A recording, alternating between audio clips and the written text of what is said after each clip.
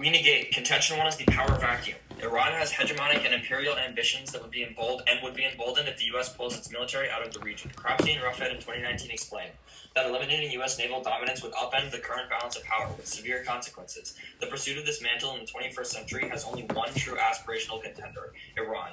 And Iran's strategy involves expanding its influence through proxies supported by well-placed special operations forces in an attempt to wear down Saudi and Israeli strength. Iran is seeking to export its revolutionary ideology across the Middle East. As Gardner in 2019 explains, it's starting with Hezbollah in Lebanon. The Republic has been seeking to export its revolutionary ideology and expand its influence beyond its borders ever since the return of Ayatollah Khomeini to Iran in 1979. Ruffhead continues that Israel and Saudi Arabia are two main challengers to Iran's ambitions. The Israeli Defense Forces are the only military in the region of Western quality and proficiency, and Saudi Arabia's kingdom has been remarkably adept at cultivating support. The House of Saud remains custodian of Islam's two holy cities, Mecca and Medina, a position of great religious and political importance. War will break out as the countries clash to fill the power vacuum that the U.S. leaves behind. Cropsey and Ruffhead in 2019 conclude that in the event of U.S. withdrawal from the region, a long-term regional war between Tehran and Saudi Arabia would cause widespread bloodshed. Iran and Saudi Arabia would be likely to attempt nuclear breakout. Increasingly fractured and war-ravaged Middle East would spawn more jihadist organizations with the West as their primary target. Absent a reliable U.S. presence, Saudi Arabia and perhaps even Israel would increasingly turn to Russia and China as great power guarantors. Contention 2 is Saudi Arabia. Subpoint A is a Saudi civil war. Losing security commitments would be a political disaster for the Saudi royal family. Luck in 2018 finds that publicly the Saudi royal family and government have shown a united front, but if they start seeing the U.S. security relationship disintegrating, they are going to say that the young man is chipping away at the bedrock of their stability and leaving them vulnerable, which is a serious indictment. MBS has no domestic legitimacy, so without U.S. external support, he will cease to rule. Harb in 2019 continues that American support is vital for bin Salman to maintain his rule. MBS has no popular legitimacy. He's not elected. He doesn't represent the public. He lacks that legitimacy, and he knows that very well. So for this kind of ruler to exist, he needs to have backing from outside. The situation is ripe for conflict with many powerful actors in Saudi Arabia. Luck furthers that we certainly know MBS has alienated a number of important social actors, including large swaths of the business community and religious community, and they can prove to be the difference maker in whether or not bin Salman remains. A succession battle leads to a civil war. As Doran and Badran in 2018 conclude that Prince Mohammed's enemies inside and outside the kingdom are numerous. In a violent succession battle, horrific forces would be unleashed. Outside actors such as Iran and Russia would rush in. The United States would find itself embroiled in another civil war as in Syria. In either scenario, Iran would rejoice. Subpoint B is nuclearization. Knights writes in 2018 that the U.S.-Saudi relationship is built on a simple premise. Washington provides physical security for the Saudi state. Troop pullout substantially damages our security commitments. Saab in 2018 confirms that if the U.S. pulls out, the relationship with Saudi Arabia will rapidly deteriorate. The Saudis see the U.S. military presence in Bahrain as an integral part of their security. Significantly decreasing security commitments with Saudi Arabia could cause them to proliferate. Brown in 2017 explains that discussion has increased within Saudi Arabia about nuclear weapons. Although proliferation is currently a fringe idea for most U.S. allies, a significant retrenchment in U.S. security commitments would make these ideas viable, particularly for states facing highly acute threats. The impact is war. As the Senate Committee on Foreign Relations finds in 2008, Israel would likely detect the Saudi nuclear activity. Israel might strike a small number of Saudi targets in order to eliminate the program in its infancy. The Israelis would likely view it as an existential threat, and such an Israeli attack would represent one of the greatest offenses to Muslims in history and would incite a region-wide conflict between the Arab states and Israel.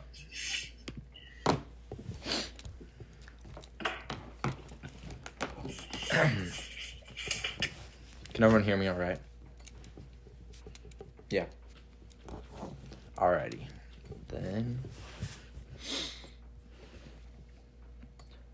Highland affirms our sole contention is restoring the balance. U.S. military presence has shattered the Gulf. Surgeon of West Point in 2019 reports that intervention of the military and presence of our troops has fragmented the once stable Gulf by empowering separatists and hindering regional cooperation. There are two ways that reducing military presence resolves this internal fracturing. First is by easing rogue actors. The United States military presence is seen as a threat to its enemies in the Gulf. Jones of the Atlantic in 2011 writes that U.S. military presence in the Gulf has surrounded the Iranian military, putting them under a constant threat. threat. This approach has strengthened hardliners and convinced them that the best path to self-preservation is through defiance, militarism, and a pursuit of dangerous ties with extremist groups, which is why Jones concludes that the conflict could easily spin out of control. This is confirmed by Rezai in the Center for Middle East Strategic Studies in 2015, who finds that Iranian military strategy is one of defensive realism, where Iran uses a reactionary approach to achieve balance in the region against United States interests, which have been destabilizing. This is why Iran constantly flares up internal conflicts in response to U.S. action. Second is by removing the security guarantee.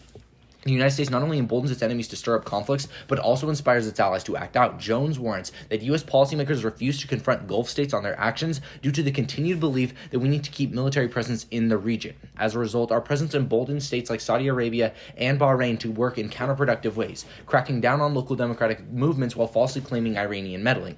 Glazer of the National Interest in 2014 furthers that U.S. military presence in countries like Qatar created a level of tolerance for host governments, financial support of radical extremist groups.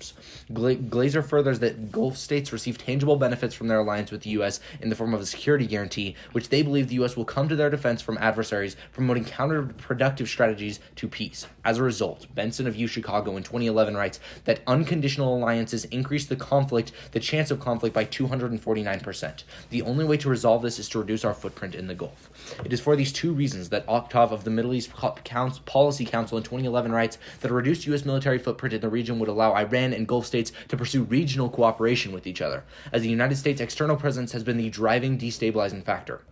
This shift to regional cooperation is key, as Valesco of UCF in 2013 quantifies that regional actors are roughly 3.5 times more likely to craft an agreement that ceases hostilities for at least 5 years compared to when external actors are involved. There are two impacts. The first is preventing genocide. The conflict in Yemen has escalated. Bachman of The Conversation in 2018 writes that more than 22 million people are in need of humanitarian aid, and the destruction brought by the conflict in the region has amounted to genocide. By facilitating a shift away from the U.S., matters between the Iranian-backed Houthis and the Saudi-led coalition would be resolved.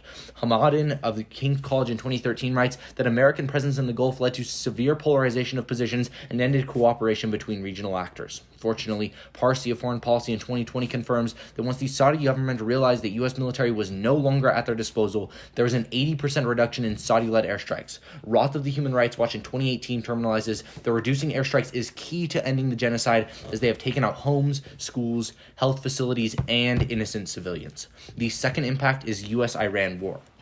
U.S. military presence creates an escalating spiral of aggression that threatens miscalculation in war with Iran. Malekia in 2014 confirms that American military actions are interpreted as the most aggressive. As a consequence, military skirmishes result in a spiral model where when conflicts arise, both actors escalate to prevent one from getting the upper hand. The risk of such miscalculation is higher now than ever before, as Al Jazeera just a few months ago reported that Iran shot down a Ukrainian plane thinking it was U.S. military personnel. Overall, Avery from the University of Copenhagen in 2013 concludes that a war with Iran would escalate, entirely destabilizing the Middle East, drawing in global powers like Russia and China, resulting in the use of nuclear weapons and inevitably causing extinction. Thus, we affirm. So, your first link says that the U.S. presence has strengthened and given more power to hardliners. So, how are the post-AF? How are the hardliners removed from power? It's not that they're removed from power, it's their goals are delegitimized. The hardliners' goals are based all around the idea that the U.S. is this big, bad military presence that wants to take out Iran. Delegitimized to who?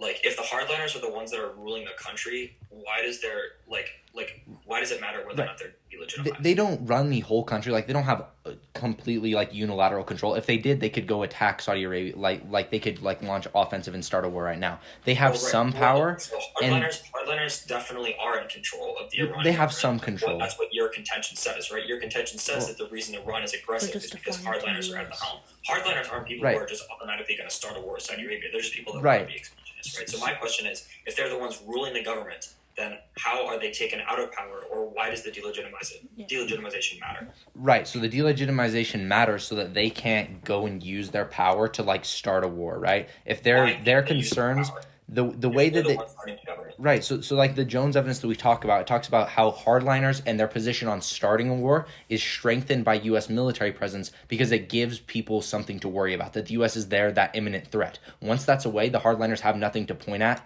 as a scapegoat, I guess you could say, that gives them a reason to go to war. Mind if I get a question? Something to point at if they're the ones in charge of the whole operation. Like they're the ones in Right, charge of but- the whole but operation. Who's going to tell them? They not have to nothing war? to go to war over though. That's the point. Do you mind if I get a question? Hardliners are always going to want to go to war and be expansionists. That's the point fine, of Hardliners. but they've been you have to using the use that U.S. as a language. reason to go to war, and they won't have that. So let's start off on your contention one about this power vacuum. At the bottom, you say Russia and China are going to fill in, right? Sure. So how long does that take? I'm not sure. All right, and then That's the question. just one more follow up on that. If Russia and China fill in, does that stop the Israel or the Iranian spread of influence? Does it stop the Iranian spread of influence? Probably not. No. No. Okay, sick. Why? So let's talk about Yemen. Okay. So given that the United States is pretty much solely responsible for the arms that Saudi Arabia's military is buying, and those don't go away post-AF, why does Saudi Arabia have any incentive to back down in Yemen, given that Those the arms aren't main sufficient to support that they protect have from the themselves. U.S. is via arms sales rather than military presence? Right, so we would argue that those arms sales aren't enough to allow Saudi Arabia complete impunity, right? So the Right. link that we give you about security guarantee, the only reason that Saudi Arabia or Qatar or any of these US allies can go and do these things is because they know they're not going to face retaliation if there's ever a Retaliation response. from who? What do they think is going to happen? It's just the Houthi rebels. I mean, like you talk about MBS worried about uprising and stuff like that. The U.S. is there to protect him and keep MBS the U.S. is not there to protect MBS from a civil war. That's what you're talking about. But okay, that's we'll talk about that. Start on Iran. 3 responses. First, turn the argument against them. Crawford 19 from Arcas explains that Iran's ideology is to export their Shia ideology onto their neighbors who are all Sunni. This means even absent America, Iran still has a massive ideological incentive to continue being expansionist and violent against their neighbors. Secondly, Iran will never moderate thanks to hardliners. Edelman 20 explains that led by Khomeini, true believers retain control of the government and have resisted reformist efforts and have undermined all democracy. The Islamic Republic will never evolve into a responsible stakeholder. It will never permit opposition to take place. The revolutionaries will never give up on the revolution. They don't need a new scapegoat because they don't need to convince anyone they've seized the entire democratic process. But third, even absent American influence, Iranian hardliners will still want to expand. As Takea 2020 explains that hardliners view their role in Syria, Yemen, and Lebanon as success stories for the regime's power, so they have no reason to disrupt their strategy. All these function as turns on Iran because Tisdall explains that if Iran is always going to be expansionist, it's key that America have military presence and key choke points to prevent Iran from going to war with allies, and B, risk of deterrence still applies if Iran is still expansionist. On the next argument about allied lash-out, first turn the argument against them. The U.S. can reassure Arab states and leverage them into backing down. Gerald 2013 explains that military presence gives America tremendous leverage to coerce Arab states into being less expansionist. But then secondly, turn the argument again. America pressures Saudi Arabia to limit civilian casualties, for example. As such, Rogan 2018 finds that if the U.S. pulls its functional support for the Saudi alliance, the Saudis will lose all the inhibitions about accurate targeting. Those developments will be disastrous for civilians. Note they can't go for impacts off of any other alliance in the region. The specific reason is because of the fact that they don't read any sort of impact scenario that links to any other alliance. So the Saudis are the leaders of the Yemeni coalition, and Qatar already pulled out of, the UAE already pulled out of the war. So it has to be tethered to Saudi. On regional cooperation, note this is the internal link into their solvency of literally anything. Several turns. First, absent American pressure, regional states cannot do diplomacy on their own. Jan at the University of Pennsylvania writes in 2020 that given the deep-rooted ideological and political divisions between key players in the region, it is difficult to envision new Islamic bloc creating harmony. Discord and division have afflicted the Muslim world. Second turn, if America demilitarizes the Gulf, countries are forced to remilitarize themselves, sparking an arms race. Haverhill 2019 explains that an abrupt US withdrawal would most likely spur arms race of conventional forces. Sorry, just one second.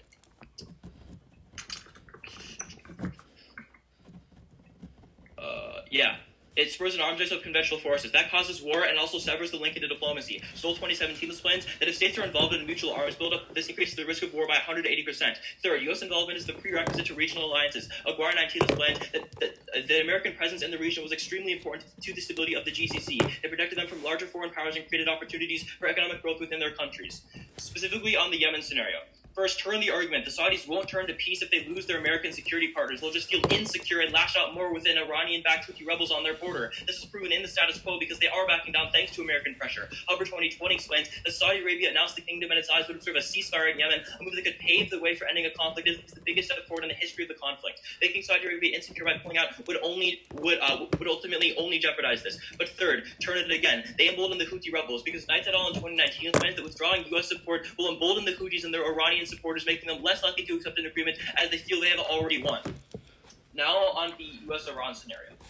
First, regional wars are prerequisite. We say that the U.S. gets pulled in through redeployment since we still have alliances in the region. It only, basically, we are the prerequisite into U.S.-Iran war because if regional war happens, America has to get re-involved. But then secondly, the U.S. won't escalate. Two warrants. A, Agozi 2020 explains that President Trump is preoccupied with the problems of coronavirus and won't harm Iran in its current vulnerable state, who also won't escalate. But B, Hassan in 2020 explains the U.S. military leadership itself has been wary of a sharp military escalation. They say miscalc happens, but insofar as we're not trying to escalate in the first place, there's no risk of miscalc. Secondly, they don't have any time frame. The U.S. and Iran have been at the brink of war for years and years. They don't prove what changes now. But fourth, the affirmative emboldens Iran and forces America to escalate. As Tony 2019 explains, that actions elicit declarations that America doesn't want to escalate. If America backs down, Iran will become more audacious and attack further facilities. We say that pulls the U.S. into the region through another war through redeployments. Everyone's good? Yeah? Okay. Start off on rogue actors. The first response they make is from Crawford that says that Iran will export to expand their Shia influence. But the problem is Young 19 finds that the reason that Iran doesn't have the capacity to actually expand into the Gulf states is because there's no Shia presence in the region, which means that all of their expansion would have no diminishing returns. The next two responses, you can group them as hardliners. Their own hardliners evidence says that American dominance is the imperative behind why there is hardliner presence. This is empirically proven, which is why NBC in 2019 finds that when Saudi Arabia pushed for negotiations with Iran, Iran started to push back and they said that they would fight every last American to the death, which is why pulling U.S. presence out of the region, you can extend the Jones evidence here because Jones explicitly says that the U.S., that the reason that there was a problem with Iranian negotiations with the Gulf states is because the Gulf states want to negotiate, but Iran sees the U.S. military backing the Gulf as defiance, which means that they believe the only way to self-preservation is through militarism. The next thing they talk about is on Saudi Arabia. The first thing they say is about how U.S. reassurance is going to use leverage, and this is linked into their second turn as well about decreasing casualties. The problem is they don't prove empiric analysis of how the U.S. has used their leverage to actually decrease casualties. These are just an analysis with like hypotheticals. We would say from the Glacier evidence that the U.S. has continued to give things like a tactic security guarantee to countries like Qatar that's funnel money into groups that are extremists, and the Benson evidence says that with these alliances increase the risk of conflict by 249%, all dropped evidence. Then on the internal link, the first response that they make is that the U.S. If the U.S. doesn't pressure them, that there's no chance of there being any kind of negotiations. Two problems. First, Hamad 13 finds that in the 90s before the U.S. even intervened, there was already trust building going on, and Saudi and Iran were able to overlook their differences, which proves empirically they're able to do it. But second, the Parsi evidence says that Saudi Arabia and Iran were willing on negotiating, but the U.S. strikes Soleimani, which is why it caused escalation to happen again. The next response is that the Gulf is going to remilitarize without the U.S., but the Parsi evidence also responds back to this. Parsi says that a lot of realist assumptions were hinged on the fact that the Saudi Arabia was going to militarize and things like that, but it didn't happen. In fact, they pushed for negotiations, and the last response is that the U.S. is a prerequisite, but what we would argue is that the Gulf cooperation is going to be a lot more stable without the U.S. This comes from the Valesco evidence that they also dropped, which says that regional actors are 3.5 times more likely to come to cooperation after 5 years. This is empirically proven through the negotiations that were happening in the 90s on the Yemen scenario. You can bite the defense on the worst scenario we're going for Yemen. The two responses they make is first from Hubbard that says that there is a peace deal happening right now. This doesn't respond to the Valesco evidence, which says that these peace deals are always going to be short term. The only risk of having long-term solvency is through regional cooperation for 5 years. But then they say that Houthis are going to get emboldened. That is not true. You would say that the negotiation happens between Saudi Arabia and Iran. These are the two groups that are backing the Houthis and the Saudi-led coalition. As long as they negotiate, the tensions go down. Go to their case. Their first contention talks about the power vacuum. A lot of responses. First, you can cross-apply the Young evidence, which says that Iran won't expand because there's no Shia influence in the Gulf, which means that it would be a high-cost, low-return situation. That's why they haven't done it in the past. Next, they talk about how Russia and China are going to fill in, but the problem is that nukes check back for a great power escalation in the Gulf. There are two implications. The first is that their argument is non-unique because we're already caught in a bunch of proxy wars. No reason that escalation has happened with all these countries. But second, it delinks their arguments because there are security institutions in place like the United Nations that check back for power wars, and there's a reason why we haven't had a great power war, even though we pulled military presence out in other countries. Now, go to their second contention talking about Saudi Arabia. Their first subpoint is about the civil war happening. Two responses here. The first one comes from Debusman 18, who finds that the MBS is not an illegitimate leader because he has 90% approval ratings from younger populations. And the warrant for this comes from the CSIS in 2018, who writes that MBS has adopted a liberal interpretation of Islam, which allows for more democracy and things like that, which younger populations like. This is empirically proven through things like the Arab Spring. We would say that the Arab Spring is a really good example to counter their argument because, one, we would say either the Arab Spring proves that their argument is non-unique because civil conflicts are always going to happen, or B, it proves that liberal interpretations like MBS's are going to prevent things like those conflicts because he always gets support for younger populations. The second response comes from Gauche 18, who finds that empirically their argument is untrue about secession because empirically when there were times of revolution inside of Saudi Arabia, secession was still stable. I urge you to call for the evidence. Is super good on this. Then on their subpoint B about nuclearization, there's a massive turn here because Lockheed 19 finds that after whistleblower reports Trump has been helping Saudi Arabia to build a nuclear bomb. The implication is twofold. The first one is that it's non-unique because the U.S. can just help them do it anyways. You don't don't need to have them do it themselves. But second, it's a turn because if the U.S. withdraws, it fractures their relationship with Saudi Arabia to the point where they don't trust them anymore and they don't build nukes anymore. All right, you ready for cross? Yeah.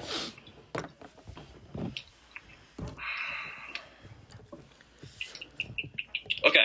Mm-hmm. So let's talk about your Yemen scenario. Yeah. So your argument is that absent America, countries are going to come together and they're going to be able to solve the problem. Yeah. So you say that Saudi Arabia and Iran will do diplomacy behind the scenes, and that is why the Houthis don't matter. So do you not think that the Houthis have their own autonomous capability to continue fighting, even if Iran cease support temporarily? You make the exact same argument. Your Hubbard evidence says that the ceasefires were brokered by the actors that are backing the internal conflict. That's the exact same thing. No, it also says the Houthis were in it and agreed to it. It's right, not exactly. The same scenario Which just proves that it's the very Houthis, absurd to say the Houthis just don't matter. Well, no, the thing they is, are the ones doing the fighting. You just said it yourself. That just proves the Houthis are willing to negotiate. The question is, the negotiator needs to be effective. We say that regional negotiators do a lot better than the U.S. as an external negotiator, which is why all the ceasefires that we've had for the last couple of years are short-term. Can I ask you a question? I understand that. I was talking about a specific front line you made, but sure. Yeah, sure. So let's talk about Saudi Arabia, right? So on nuclearization, what incentive does Saudi Arabia have to launch a first strike if they know that it would cause, you say that MBS isn't self-destructive. He wants to stay in power. So what incentive does he have to launch a first strike if he knows that it would cause his regime to fall? So that was the problem with your rebuttal answer. You misunderstood the impact scenario. Saudi doesn't strike first, Israel strikes first. Can I have a question? Sure. Let's talk about your first argument about easing rogue actors. Yeah. So you say that there is no Shia presence within the Middle East that Iran could use to expand. There is a very if that's low true, Shia why presence. is Iran funding multiple militias in Lebanon, Iraq, and Yemen? Yeah, they're funding militias. There's a difference between Iran expanding their influence and trying to gain control over regions, which is what your scenario is, and them funneling money to militias to cause conflict. Our argument is that because there there's isn't. our militias argument are a subset of Iranian expansion. Right, exactly. But the problem There's is no question about that. That's exactly. how they expand But the reason why that expansion that you talk about, they're funneling money to militias, has not been effective is because the presence of Shias is super low across the Gulf. Our evidence even says that the reason Iran doesn't aggressively push for expansion is because they know it would be a high cost, low return scenario. Could I ask you a question? Sure. Let's talk about this great power war, right? So. Yeah, you also misunderstand that scenario. Just to clarify, the impact scenario is not nuclear armed adversaries going to war. It's not America, China, Russia. It's a great power war of the regional powers. So it's Israel, Saudi Arabia, Iran. Yeah, sure, but they're all backed by external actors, right? That's what your evidence even says. Is. Sure. So if they're backed, though, every country is. Yeah, sure, exactly. So external actors always influence regional actors' decisions, right? That's what's happening right now. Countries like Russia influence Iran. To a degree. Sure, exactly. So then, if external actors know that regional conflict would be bad, why would they act as a check on that as well?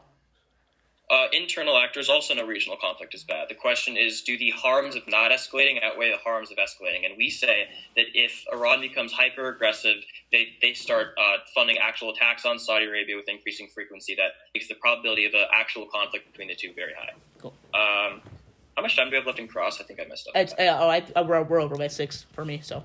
Okay, cool. Yeah. All right, we're going to run just 10 or 15 more seconds of prep.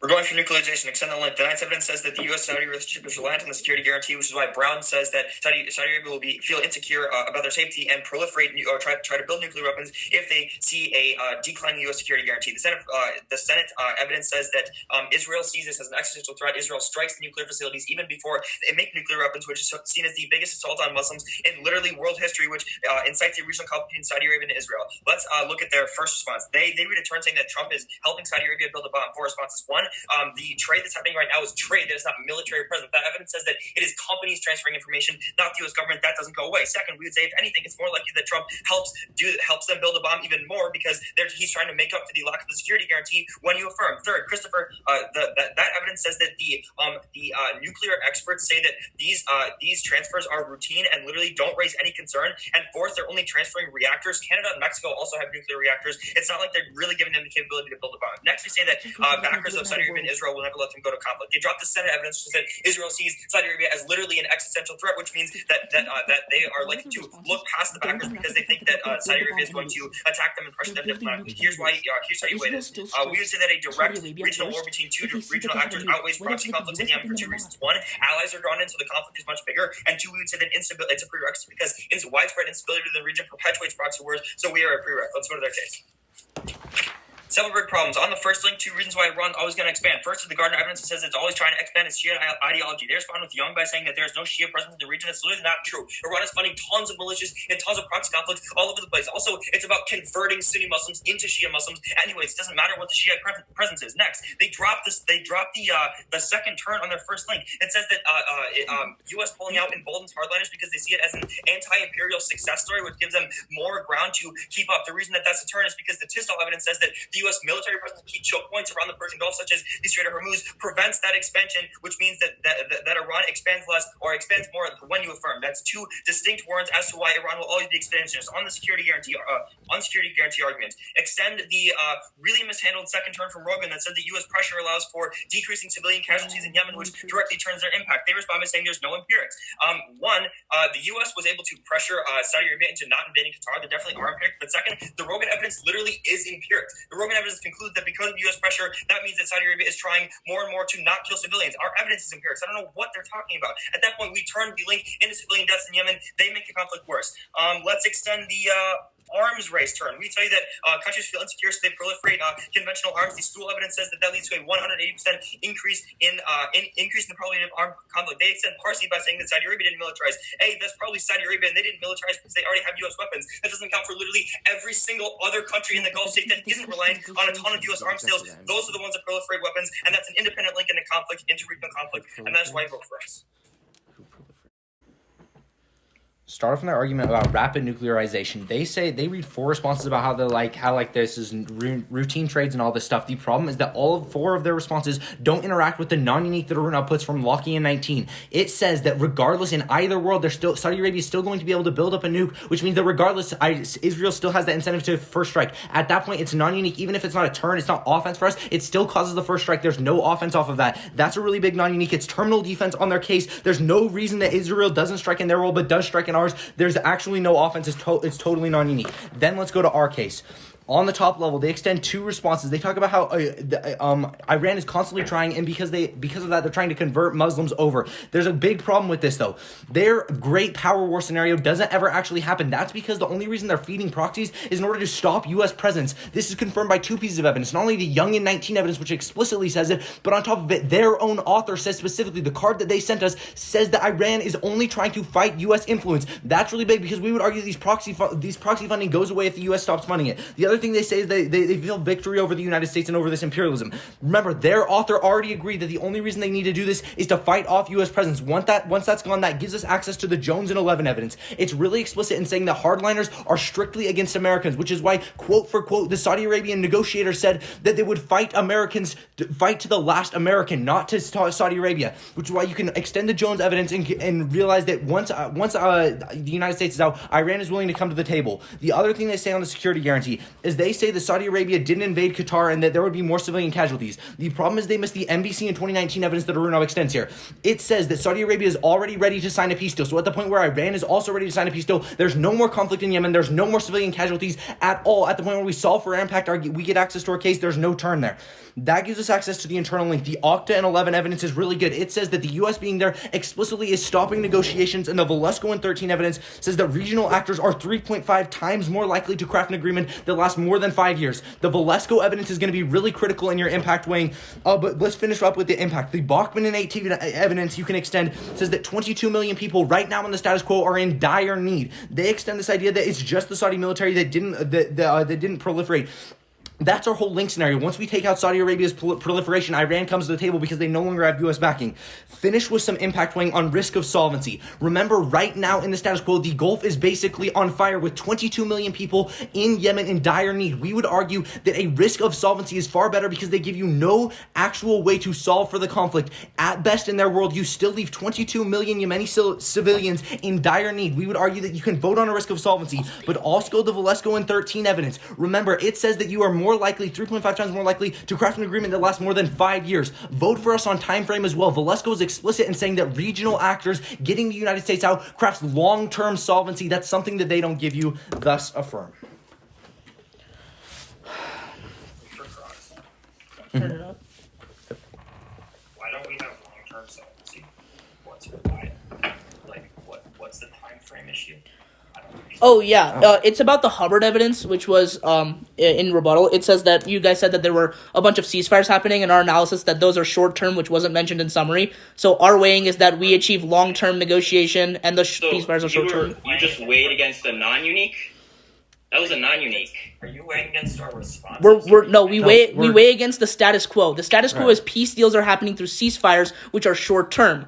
Our argument is that the affirmative produces long term solvency. You're weighing against our case. You're not weighing against our case. You're weighing against a response that we didn't go for. Right, because we read non-uniques on your case, which is what we're going to go for. We say that risk of solvency on this conflict is better because it's more probable. That's why.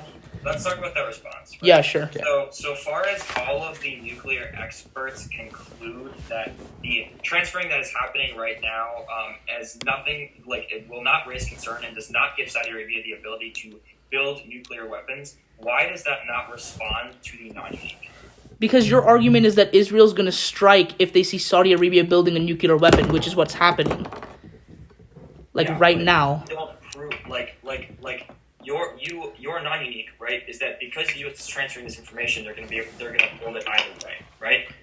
But how does the fact that this transfer doesn't do anything not answer the non-unique that says that it is doing something? What? Your argument is about nuclearization. You say that they build nukes if the U.S. pulls out. We say they're building nukes now. That's no. You said they were non-responsive. Yeah, exactly, because it's happening right now. Because in fact, your the first Your evidence does not say it's happening right now. It says that they're. It says that they're. 3 and 4 say that it is not happening right now. The first thing you even said was that they're giving the info right now. Like, you agree that it's happening right now. Okay, but what's happening right now is they're giving info from companies about how to operate nuclear reactors. Mexico has nuclear reactors. Canada has nuclear reactors. That doesn't mean they're developing nukes. The evidence says verbatim, the U.S. is now clearing a path for the Kingdom of Saudi Arabia to build a nuclear bomb. Right. So it's layers of responses to take you out on every single layer of the turn. The first response says that even if you believe that the information is helping them build a nuclear bomb, that information is going to go either way. But the third and fourth response says that doesn't even matter because the information isn't helping them do anything, right? Which is what it says. Yeah. It's either our own evidence or your evidence says that these transfers are literally routine and are doing nothing to help them build nuclear weapons. Right. Well, then I don't know why that means that it's all of a sudden non-unique and they're going to get nuclear weapons. Right. So like your layered response to the turn, we agree, but the evidence is explicit. Like Arunab said, verbatim says they're clearing a path for the Kingdom of Saudi Arabia to build a nuclear bomb. Yeah. There's no question about that. Yeah. Our evidence is also very strong. Right. And it's definitely much more believable, right? Like, why the hell would the U.S. give Saudi Arabia the capability to build a nuclear weapon? That's really stupid. Because Trump is war. Trump is literally nuke crazy. Says, wait, sorry. Are you talking? Sorry. No, you're fine. You're fine. Go ahead. Okay, sorry. Is that? Oh, we are. Okay, never mind. Yeah, that's fine. Knight explained that if America withdraws all its presence from Saudi Arabia loses all of its access to security. The easiest route for it to then securitize itself against threat is to develop nuclear weapons. But Israel, according to the conceded SCFR evidence explains, Israel views that as an existential threat, it preemptively strikes Saudi Arabia, which causes a massive regional war which kills millions. Then they extend one response. They just extend their same response to say all the front lines don't apply and don't explain why they don't apply. The one front line we need to extend, which is dropped, is the Christopher Evans explaining that according to experts, the only things that we're selling is routine things that companies have. Also, they can't enrich it because the thing that is being like the secrets being traded are like corporate secrets. You really can't use them to build a nuclear weapon. So no, they are not nuclearizing now. But then secondly, the only thing they say is that Saudi Arabia can build a nuclear weapon. Even if that's true, our link says they'll choose not to build a nuclear weapon unless they have to. So even in a worst case scenario, they're still non-responsive. At that point, then they say that Iran somehow solved nuclearization. All of this just doesn't respond to the evidence that's explicit. On the way, it's all conceded. Firstly, this war is bigger. You solve it first because there's direct conflict and allies get sucked in. Second, it's a prerequisite. This war spirals into funding more proxy wars. If we would risk of offense here, we win the round. They say risk of solvency that was weighing against a turn. It also doesn't really make any sense. Let's go on to their case.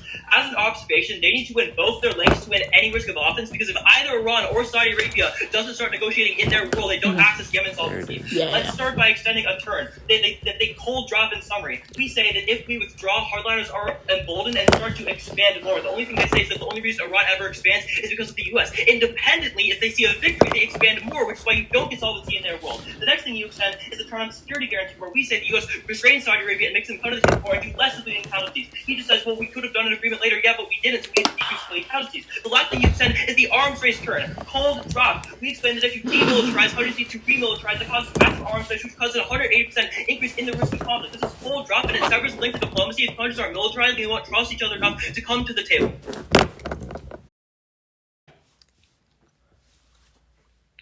Their extension about nuclearization is still non-interactive with our non-unique. It literally had two ships floating in the past, and they don't actually give you the interactive analysis, so I'll do it for you. They say that experts say that we are selling, but our non-unique even takes this into account and says that they are building a bomb right now. That just takes into account, even if there's routine checks going on, there's routine sales going on, that is still what's developing the nuclear weapon. They say that Saudi Arabia will choose not to do it, but our evidence says that they are doing it right now, which just proves that if Israel is going to really view that as an existential threat, they would do it anyways. Literally, it says that the U.S. is clearing the path for them to build the bomb right now. That is the cleanest non-unique. There is no access to their impact scenario talking about how there's going to be a great power war because Saudi Arabia is already doing it, which means that the implication is twofold. One, they are already going to cause the war to happen, or two, Israel doesn't see this as an existential threat and there's no probability on their link scenario. But then go to our case. They keep on extending these terms talking about how there was going to be hardliners. Well, we give you the very clean analysis from James that says that hardliners are only motivated by the U.S.'s dominance, and their own author concedes this as well on the term that they read, and they extend the analysis that talks about how this observation that we have to win both links. Jackson literally frontlines the second response on security guarantee from the NBC evidence that says that Saudi Arabia is pushing for negotiations right now, and the only reason that those negotiations didn't work is because Iran, quote for quote, wanted to fight every last American. That is the cleanest piece of evidence in the round that gives you access towards our internal link analysis, talking about Octave that says that you have to decrease conflicts by pulling the external influence out of the region, and Valesco, which says that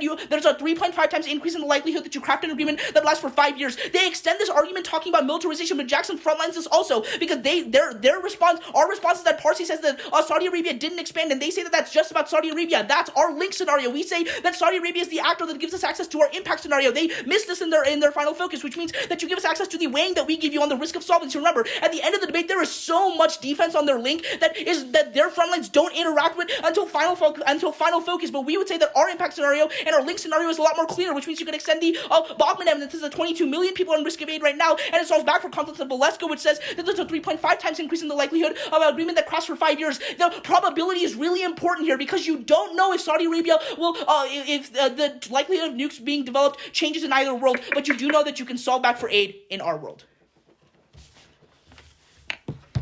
Good round. Good round.